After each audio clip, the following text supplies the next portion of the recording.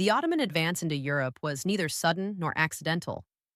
It unfolded through a series of carefully timed campaigns and decisive battles that reshaped the political map of the Balkans. Among these, the battles of Maritsa and Kosovo stand out as historic turning points. These victories did more than defeat individual armies. They shattered regional power structures, reduced once independent states to vassalage, and opened the gates of Europe to sustained Ottoman expansion. In the 14th century, the Balkans were a fragmented region. Serbian, Bulgarian, Byzantine, and local feudal rulers competed for territory and influence. This political division created opportunities for a rising power on Europe's southeastern frontier. The Ottomans, still consolidating their authority in Anatolia and Thrace, recognized that fragmentation was their greatest advantage. The Battle of Maritsa in 1371 marked the first major shock to Balkan resistance. Serbian nobles, alarmed by Ottoman advances, attempted to halt the expansion by assembling a large force near the Maritsa River. Confident in their numbers and regional dominance, they underestimated the Ottoman army facing them. Ottoman commanders relied on intelligence and surprise rather than direct confrontation. Launching a sudden night attack, Ottoman forces struck the Serbian camp while it was unprepared. Panic spread rapidly. The river became a death trap as retreating soldiers drowned and leadership collapsed almost instantly. The defeat was catastrophic for the Serbian elite. The consequences of Maritsa were immediate and far-reaching. Southern Serbian territories fell under Ottoman influence, and several Balkan rulers accepted vassal status rather than risk destruction. Tribute payments, military assistance, and political submission became the new reality. The Ottomans had demonstrated that resistance carried devastating costs. Less than 2 decades later, the Battle of Kosovo in 1389 reinforced this transformation. By this time, Ottoman presence in the Balkans was firmly established, but resistance had not disappeared. Serbian leaders formed a coalition aimed at halting Ottoman expansion once and for all. Kosovo Polja became the stage for a confrontation that would echo through centuries of Balkan memory.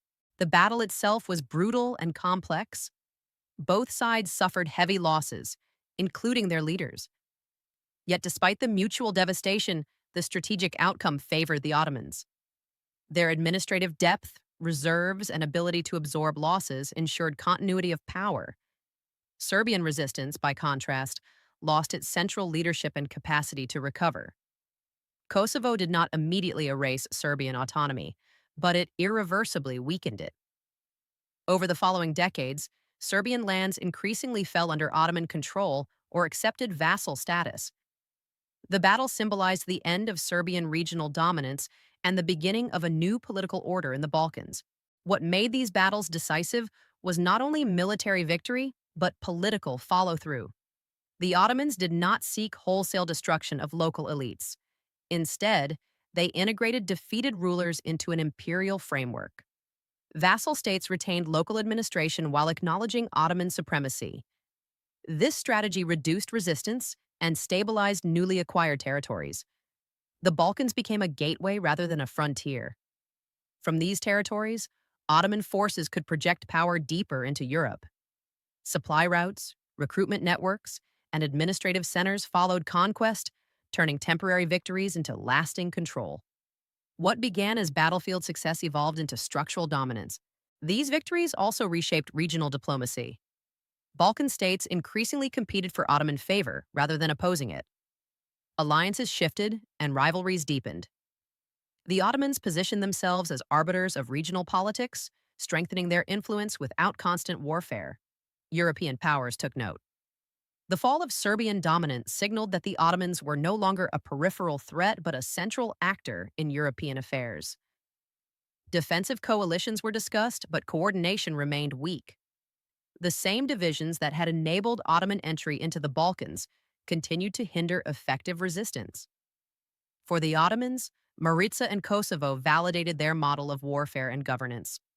Strategic patience, surprise, and integration proved more effective than brute force alone. The empire refined its approach, applying similar methods across southeastern Europe in the decades that followed. Culturally and psychologically, these battles left deep marks.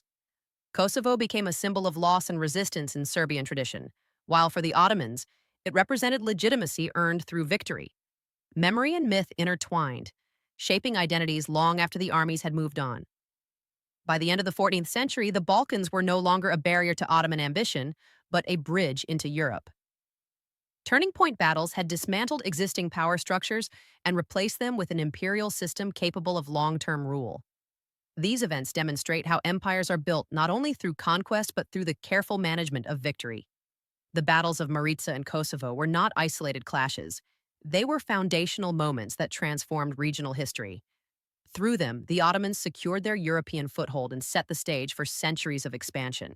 In retrospect, the Ottoman rise in the Balkans illustrates a broader lesson of history. When military success is combined with political strategy, even decisive battles can become lasting systems of power. Maritza and Kosovo did not merely defeat armies, they reshaped Europe's southeastern future. By the mid 19th century, the Ottoman Empire confronted a stark reality. Its traditional systems of governance were no longer sufficient to manage a vast, diverse, and increasingly pressured state. Military defeats, economic strain, and growing European intervention exposed the weaknesses of an imperial structure built for an earlier age. In response, Ottoman reformers turned their attention not only to the army, but to the very foundations of law and administration. Legal and administrative reform became central pillars in the empire's effort to modernize, centralize authority, and restore state control. This transformation unfolded most clearly during the Tanzimat era, when the Ottoman leadership sought to replace fragmented customary rule with standardized laws and professional administration. The goal was not simply imitation of Europe, but survival. Reformers believed that only a predictable legal system and a disciplined bureaucracy could preserve imperial unity in an age of nationalism and global competition. One of the most profound changes was the reorganization of the legal system. For centuries, Ottoman law had been shaped by a combination of Islamic jurisprudence, imperial decrees, and local custom. While flexible, this system lacked uniformity and often varied from region to region. Reformers viewed this inconsistency as a source of corruption, inefficiency, and foreign criticism. European powers frequently cited legal inequality as justification for interfering in Ottoman affairs, particularly in defense of non Muslim subjects. In response, the Ottoman state began introducing new legal codes inspired by European models, especially French law. These reforms aimed to create clear written laws that could be applied uniformly across the empire. Commercial, criminal, and procedural codes were drafted to regulate contracts, trade, crime, and court processes. These laws emphasized standardized punishment, formal evidence, and codified rights, marking a departure from informal and discretionary justice.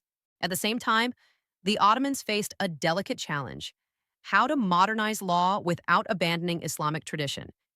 The solution emerged in the form of the Majalla, one of the most significant legal achievements of the era. Compiled in the latter half of the 19th century, the Majalla was a codified version of Islamic civil law adapted to modern legal standards. Rather than replacing Islamic principles, it organized them into a systematic code, written in clear language and designed for use in modern courts. The Majalla governed areas such as contracts, property, and obligations, making Islamic law compatible with a centralized legal system. It represented a unique synthesis of tradition and reform, allowing the empire to modernize while preserving religious legitimacy. This approach reflected the broader Ottoman reform strategy: selective adaptation rather than wholesale westernization. Alongside new legal codes, the Ottoman state established secular courts to operate parallel to religious ones. These courts handled civil and criminal cases involving Muslims and non-Muslims alike, applying state law rather than religious doctrine. Their creation marked a major shift toward the secularization of public life. Justice was increasingly defined as a function of the state, not of religious communities. These courts also aimed to improve efficiency and transparency. Judges were salaried state officials rather than local figures dependent on patronage. Procedures were standardized, records were kept systematically, and appeals became possible.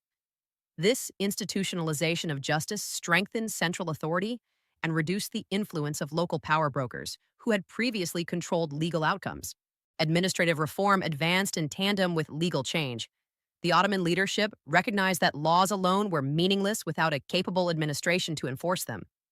For centuries, governance in the provinces had relied heavily on local elites, notables, and tax farmers who exercised considerable autonomy. While this system allowed flexibility, it weakened central control and fostered corruption. To address this problem, the empire undertook a major reorganization of provincial administration. The most important step came with the Vilayet Law of 1864. This legislation reorganized the empire into a hierarchical structure of provinces, districts, and subdistricts, each governed by appointed officials directly accountable to Istanbul. Governors were now representatives of the central state rather than semi-independent rulers. The Vilayet system introduced provincial councils that included appointed officials and selected local representatives. While limited in power, these councils helped integrate local administration into the imperial framework.